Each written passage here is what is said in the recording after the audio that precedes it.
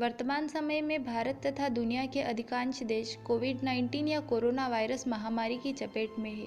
लेकिन ऐसा नहीं है कि यह भारत या दुनिया में पहली बार हुआ है।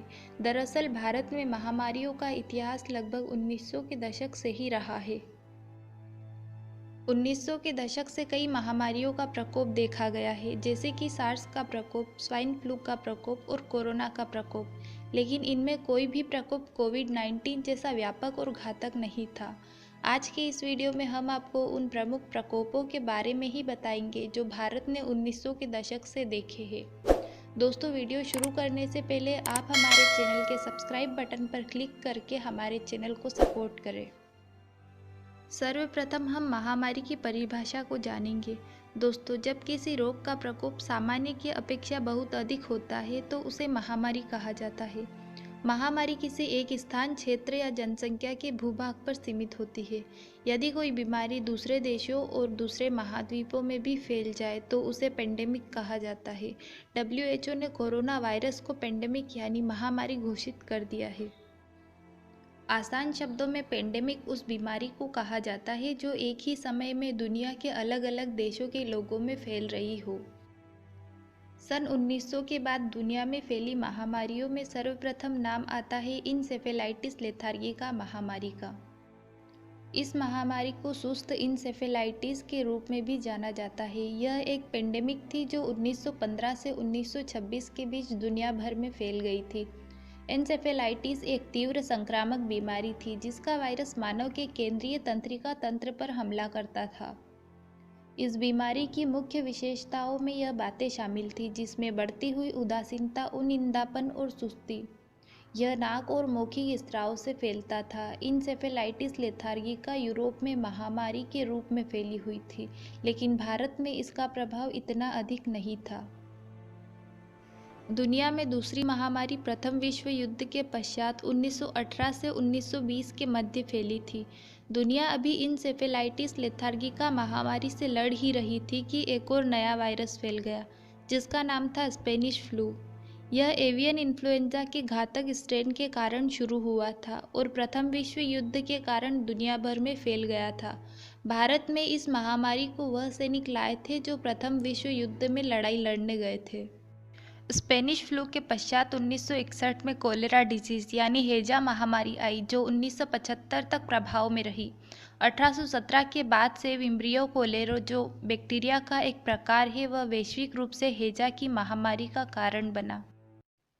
5 साल की समयावधि के भीतर यह वायरस एशिया के कुछ हिस्सों में फैल गया, जहां से यह बांग्लादेश और भारत तक पहुंचा। कलकत्ता में खराब जल संचय प्रणाली ने इस शहर को भारत में हैजा की महामारी का केंद्र बना दिया था। हैजा महामारी के दौरान ही सन 1968 में फ्लू नामक महामारी आई, जो 1969 तक प्रभाव में रही। 1968 में फ्लू इन्फ्लुएंजा ए वायरस के H3N2 स्ट्रेन के कारण हांगकांग में फैला और यह 2 महीने के भीतर ही भारत पहुंच गया। वियतनाम युद्ध के बाद वियतनाम से लौट रहे अमेरिकी सैनिक इस वायरस के शिकार बन गए थे। सन 1974 में चेचक यानी चिकनपॉक्स नामक महामारी अस्तित्व में आई।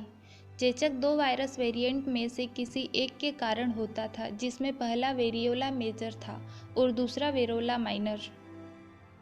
प्रमुख आंकड़ों के अनुसार विश्व में चेचक के 60% मामले भारत में दर्ज किए गए थे और दुनिया के अन्य हिस्सों की तुलना में यह अधिक विषैले भी थे। इस खतरनाक स्थिति से छुटकारा पाने के लिए भारत ने राष्ट्रीय चेचक उन्मूलन कार्यक्रम शुरू किया था, लेकिन यह कार्यक्रम वांछित परिणाम प्राप्त करने में विफल रहा था। इस भयावह स्थिति में भारत की मदद करने के लिए सोवियत संघ के साथ WHO ने भारत को कुछ चिकित्सा सहायता भेजी और मार्च 1977 में भारत चेचक से मुक्त हुआ था। इसके पश्चात सितंबर 1994 में न्यूमोनिक प्लेग ने गुजरात के सूरत में दस्तक दी, जिसके कारण बड़ी संख्या में लोग इस शहर को छोड़कर अन्य शहरों में भाग गए, जिसके कारण यह भारत के अन्य शहरों में भी फैल गया था। अफवाहों और गलत इलाज की अफवाहों ने स्थिति को और भी गंभीर बना दिया था। कुछ लोगों ने खाद्य सामानों का भंडार अपने घर में जमा लिया था, जिससे अन्य लोगों के सामने खाद्य संकट पैदा हो गया था। प्लेग का मुख्य कारण शहर में खुली नालियां और खराब सीवेज प्रणाली आदि थी। हालांकि सूरत की स्थानीय सरकार ने कचरे को साफ करवाया और नालियों को बंद करवाया और इस प्रकार से प्लेग के फैलाव पर नियंत्रण पाया गया।